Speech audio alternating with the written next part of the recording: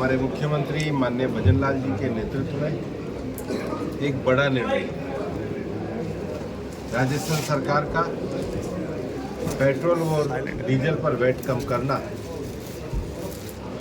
और केंद्र सरकार का प्रति लीटर 2 रुपये की कमी करना, ये लोगों को राहत देने वाला निर्णय है।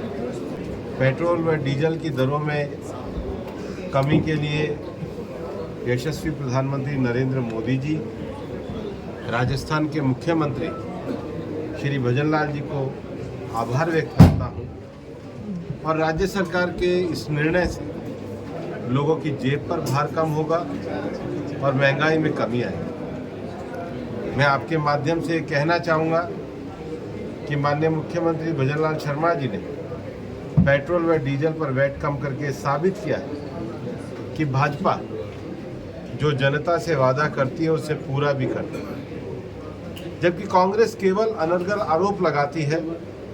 कांग्रेस जनता के हितों पर ध्यान देने की बजाय भ्रष्टाचार में लिप्त रहती है, नौजवानों के भविष्य के साथ खिलवाड़ करती है। और पूर्व में भी जब यहाँ पर कांग्रेस की सरकार थी तो कई बार केंद्र सरकार का भी आग्रह आया कि वैट को कमी किया जाए, पर राजस्थान की सरकार के तत्कालीन मुख्यमंत्री श्री अशोक गहलोत केवल जनता को गुमराह करते थे, लूट का राज बना करके रखा, नौजवानों के साथ, उनके भविष्य के साथ लापरवाही करके रखी। राजस्थान का कोई विकास नहीं, केवल और केवल लोगों को झूठे प्रलोभन देकर के वोट लेने का ढोंग करते रहे। लेकिन जनता पिछले 5 सालों में उनकी असलियत को समझ गई थी और इसलिए उनकी सरकार को जाना। मैं कहना चाहूँगा कि आने वाले समय में राजस्थान में चाहे पानी का विषय हो, मुख्यमंत्री जी ने ERCP, यमुना जल, उदयपुर के पास देवास के विषयों पे बहुत त्वरित निर्णय किया। ऊर्जा के क्षेत्र में वैकल्पिक ऊर्जा के लिए 1,60,000 करोड़ रुपए के MOU किए। राजस्थान की सरकार ने भ्रष्टाचार के खिलाफ सख्त जांच के आदेश दिए। SOG ने पेपर घोटाले के लोगों को पकड़ने का काम किया और भारतीय जनता पार्टी ने जनता से जो वादे किए थे उस संकल्प पत्र को अपना नीति पत्र बना करके लोगों के बीच में कार्य करना प्रारंभ किया। और उसी कड़ी में कल का ये निर्णय जो मुख्यमंत्री जी का आया है, ये स्वागत योग्य है और ये इस बात को साबित करता है कि डबल इंजन की सरकार की रफ्तार से अब राजस्थान विकास की रफ्तार पकड़ने लगा। कांग्रेस के कुछ नेता भाजपा ज्वाइन कर रहे हैं, किस तरीके से देखते हैं इसको? बहुत नेता ज्वाइन कर रहे हैं क्योंकि कांग्रेस एक परिवार की चौखट में कैद है।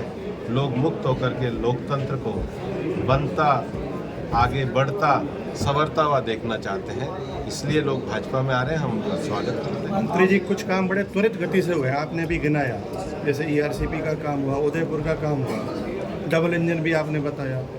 अलवर के लिए डबल इंजन तो नरेंद्र और भूपेंद्र हो जाएगा। अब ये नरेंद्र भूपेंद्र के लिए ये क्या कठिन काम है कि एक दिन में ट्रेन का स्टॉपेज हो जाए? डबल इंजन तो भजन लाल जी और नरेंद्र मोदी जी की सरकार है। मैं कड़ी का काम करूंगा और निश्चित रूप से खैरतल की ट्रेन का जो विषय है, खैरतल के जो विकास का विषय है, एडमिनिस्ट्रेटिव दिक्कतों का विषय है, उन्हें पूरा। तो क्या माना जाए, एपिक सेंटर रहेगा खैरतल? खैरतल एपिक सेंटर तो भूकंप का होता है। नहीं, वार रूम तो बनाएंगे आप सर, जब आप आएंगे तो भूकंप ही होगा। नहीं, खैरतल एपिक सेंटर नहीं रहेगा, खैरतल डेवलपमेंटल ग्रोथ की राजधानी। बहुत दिग्गज नाम माना गया आपका और संभवतः पहली बार आप लोकसभा के लिए आए।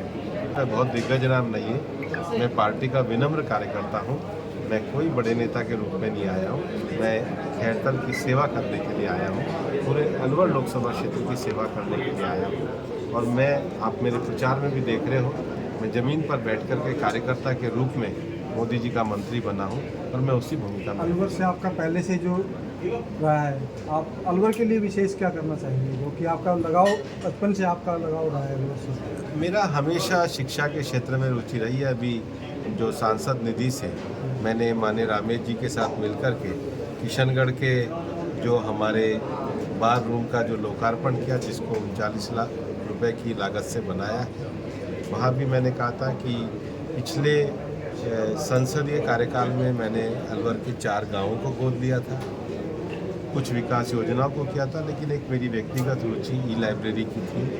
तो मैंने अलवर में पिछली योजना में 57 गाँव में लाइब्रेरी के और 22 स्कूलों में स्कूल कक्ष के निर्माण के लिए दिए, क्योंकि मेरे को ऐसा लगता था कि इन 75 जगहों पे लाइब्रेरी बननी चाहिए। अब वो जो ई लाइब्रेरियाँ मैंने पिछले संसदीय कोष में दी थी, उनको विकसित करने का काम ये मैं अपनी व्यक्तिगत भावना के नाते करूँगा। ऐसे छोटे छोटे कार्यक्रमों को लेते हुए अलवर के विकास के मॉडल पे मैं निश्चित रूप से विपक्ष बार बार आपको भारी का नारा लगा रही है, हम छोटी सोच पे वो ध्यान कि नहीं भारी है, उनको गांव का नहीं पता, उसको आप कैसे देखेंगे? अब छोटी बातें हैं, क्या इन बातों का कहना। जो लोग छोटी सोच और छोटी बातें करें, हम कभी राजनीति को बहुत छोटे दृष्टि से नहीं देखें। हम इंटरव्यू कर रहे थे तो बाबू जी कह रहे थे कि उनको तो मांडन गांव का नहीं पता है, जबकि आप कहते मेरे छात्र नेता यहीं से मेरे मांडन गांव में मेरी रिश्तेदारी है, बाबर जी की नहीं है। मेरी सिस्टर की जो सास है वो मांडन की है। बाबर जी पता करके आए तो बाबर जी से पूछो कि मांडन में उनकी रिश्तेदारी है, बाबर जी की रिश्तेदारी कहाँ है। सर एक चीज़ और पूछना चाहेंगे, मुस्लिम वोटरों को क्या जानना चाहेंगे आप? वो कहते हैं कि भाई ये तो हिंदुओं की पार्टी है। प्रधानमंत्री नरेंद्र मोदी जी की सरकार सबका साथ, सबका विकास, सबके प्रयास में विश्वास रखती है। मोदी की गारंटी सबके सर